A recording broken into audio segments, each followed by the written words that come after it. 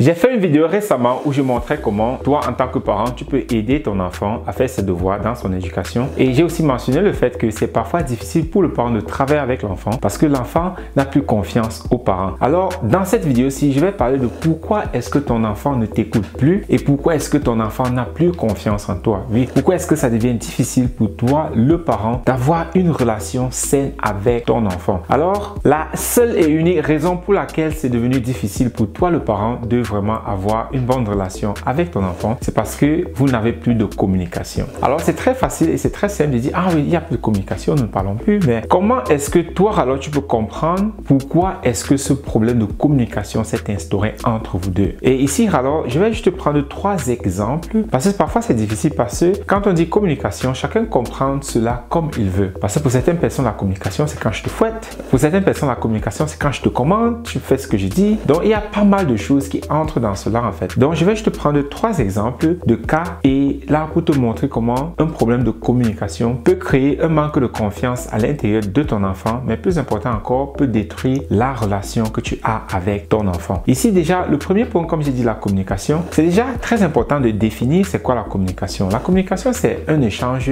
d'idées. Mais très souvent ici, le parent voit la communication comme une commande. Je suis le commandant et toi tu obéis. Je dis et c'est ça que tu obéis. C'est majoritairement dans ce sens-là que le parent communique avec son enfant. Même si tu vas dire non, c'est pas ça que je dis, je les demande quand même. Mais dans un point inconscient à l'intérieur de toi, quand ton enfant te dit non, tu te sens toujours comme mais attends, tu me dis non, comment oses-tu me dire non? Pour certains parents, c'est inconcevable que leur enfant leur dise non. Et si déjà pour toi, c'est inconcevable que ton enfant te dise non, ça veut dire que tu ne communiques pas avec ton enfant, mais tu leur donnes plutôt des ordres, tu leur commandes plutôt. Et chaque fois qu'il y a commande, il n'y a pas communication. Je dis, tu obéis. Mais si tu veux que ton enfant et toi, vous ayez une bonne connexion, alors il va falloir communiquer. Et dans la communication, parfois, l'autre, ton enfant va te dire non sur ce que toi, sur ton idée. Mais tu ne dois pas le prendre mal. Voilà pourquoi, toi, le parent, tu dois devenir stable émotionnellement. De telle sorte que même si ton enfant te dise non, que cela ne te dérange pas émotionnellement. Parce que si chaque fois que ton enfant te dit non, ça te dérange émotionnellement, tu le cries dessus, tu le bats, ce que tu ne devrais pas faire, alors il ne va plus s'ouvrir à toi. Et c'est ça le problème en fait. Donc le premier point, c'est une histoire. Nous avons un groupe de parents où nous accompagnons les parents. Et dimanche dernier, nous étions en train de discuter dans notre groupe. Et il y a Katie. Elle a raconté une histoire de comment est-ce qu'elle a perdu confiance en sa maman quand elle avait encore juste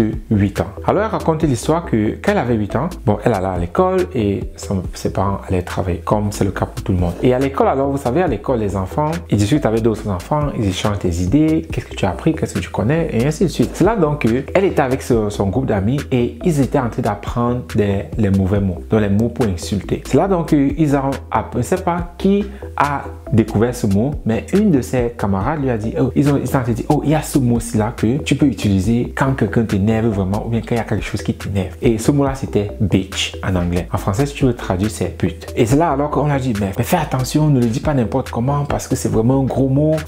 Tu le dis quand quelqu'un t'a vraiment énervé et ainsi de suite. C'est pour insulter quelqu'un. Et qu'est-ce que ça veut dire? Bon, ce sont les enfants, 8 ans, 9 ans. Imaginez, ils ne savent pas trop ce que ça veut dire, mais ils savent seulement que c'est un gros mot. Quand quelqu'un t'énerve, tu peux dire ça pour être cool. C'est là donc qu'elle rentre ce jour-là et ils étaient à la maison. Il y a eu quelque chose et sa maman l'a énervé. Et alors, c'est là qu'elle a fait l'erreur de lâcher le mot.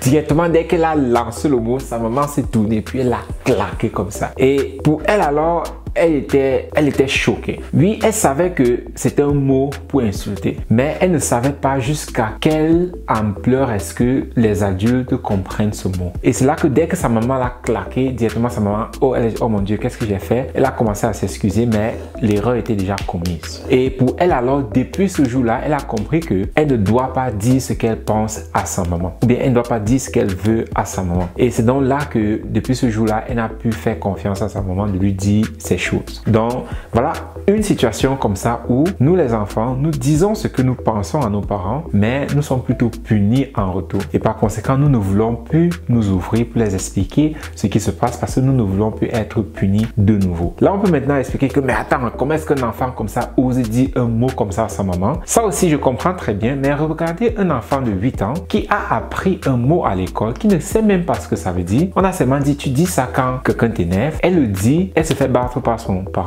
Et ici, la meilleure solution pour le parent aurait été qu'est-ce que tu veux par là dire, où est-ce que tu as appris ce mot. Mais le parent a juste réagi émotionnellement et a battu l'enfant. Et depuis ce jour-là, la connexion entre les deux a été brisée pour elle. Elle ne dit plus jamais à sa maman. Bon, aujourd'hui, elle est adulte, cela a changé, mais elle dit depuis ce jour-là qu'elle était petite, cela a complètement détruit la confiance entre elle et sa maman. Donc, par conséquent, qui dit destruction de confiance, dit destruction de communication. Je ne peux pas communiquer vraiment avec toi de façon ouverte si je n'ai pas confiance en toi. Donc, toutes ces actions-là où parfois nos enfants nous disent quelque chose, mais en retour, ils sont plutôt punis, cela détruit énormément la confiance que nos enfants ont avec nous et par conséquent, ça détruit notre communication. Et le deuxième point, ce qui provoque aussi ces problèmes de communication entre vous et vos enfants, c'est le mensonge. Et ici, il y a plusieurs formes de mensonges. Déjà, mais celui que je vais adresser ici, c'est où l'enfant développe le mensonge pour ne pas être puni. Et aussi, cela revient presque au premier cas où l'enfant vous dit quelque chose, ce qui s'est passé, mais il se sent, mais on le menace plutôt, ou bien on le barre et puis on le punit. Telle chose s'est passée, il lui dit que j'ai fait ça. On dit, ah, pourquoi tu as fait ça? On le tape et puis on le punit. Et prochainement, quand quelque chose se passe aussi, oh, la dernière fois, j'ai dit que j'ai fait ça, on m'a tapé, on m'a puni. Ok, si je dis l'inverse, si je dis que c'est pas moi. Et dès que l'enfant ment une première fois, il se rend compte que, oups, on le punit pas. Alors,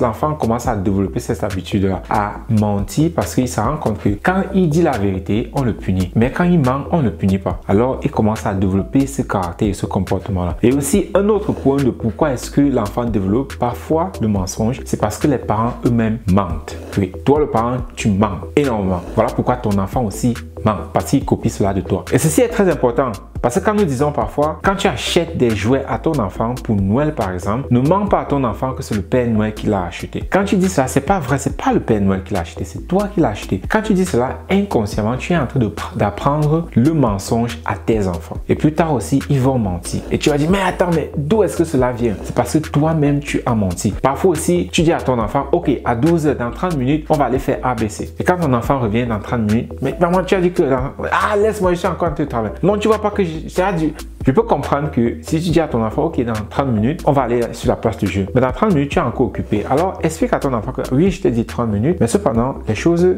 ne se sont pas bien passées. Est-ce que tu peux encore me donner un nombre de temps? Mais si vous disiez juste à l'enfant, ah, dis donc, vous ne respectez pas vos accords, alors plus tard aussi, vos enfants ne vont pas respecter leurs accords envers vous. Et par conséquent, cela va détruire donc cette connexion entre vous deux. Donc, ce sont ces petites choses-là que nous ne voyons pas, mais qui se passent au quotidien et qui détruisent énormément la confiance entre le parent et l'enfant. Le troisième et dernier cas, c'est où très souvent le parent a cette attitude-là de juste critiquer l'enfant. Et pour beaucoup de parents, ils le font parce qu'ils se disent, ah, je veux que mon enfant fasse mieux. Mais le problème avec ça, c'est que si je fais quelque chose et je te le raconte et tout ce que tu dis, ah, tu ne pouvais pas faire mieux, cela sous-entend que j'ai mal fait. Mais si tu me dis, ah ouais, tu as très bien fait et prochainement, je suis sûr que tu vas encore mieux faire, c'est complètement différent. Mais pour certains parents, ils utilisent cela pour, entre parenthèses, dire que vouloir que l'enfant fasse mieux. Mais ce que l'enfant comprend majoritairement comme message, c'est que, ah, tu es nul, tu n'as pas bien fait, pourquoi tu n'as pas fait mieux, tu n'as pas honte, et ainsi de suite. C'est ce message-là inconscient que vous êtes en train de transmettre à vos enfants quand vous êtes constamment seulement en train de les dénigrer et de les critiquer. Ah, tu peux pas aussi être intelligent comme le fils du voisin. Tu peux pas aussi avoir 20 sur 20 comme telle personne. Pourquoi telle personne sait lire? Pourquoi toi aussi tu ne sais pas lire? Toutes ces choses-là, vous êtes en train de dénigrer votre enfant et par conséquent, cela est en train de détruire la confiance en soi et l'estime de soi de votre enfant. Ne comparez jamais votre enfant avec un autre enfant. Déjà, ne comparez même pas un adulte à un autre adulte. Vous pouvez comparaître vous-même à vous-même, mais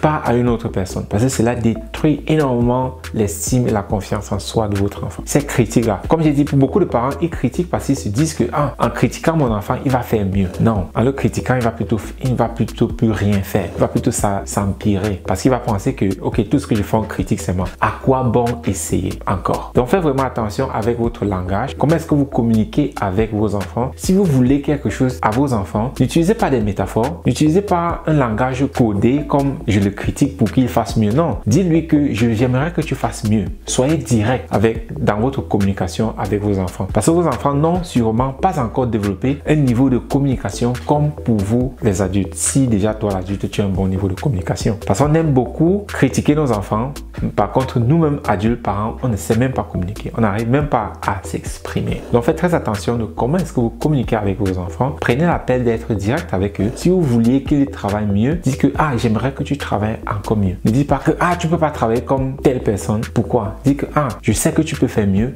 Tu peux encore faire mieux que ça. C'est excellent ce que tu as fait, mais je sais que prochainement, tu vas encore faire mieux. Donc, changez vraiment la façon dont vous communiquez avec vos enfants. Donc, voilà les 3 exemples qui montrent où est-ce que le parent perd confiance dans sa relation avec un enfant, ce qui devient donc détrimental, difficile pour le parent de travailler même avec son enfant ou bien de passer même du temps avec son enfant.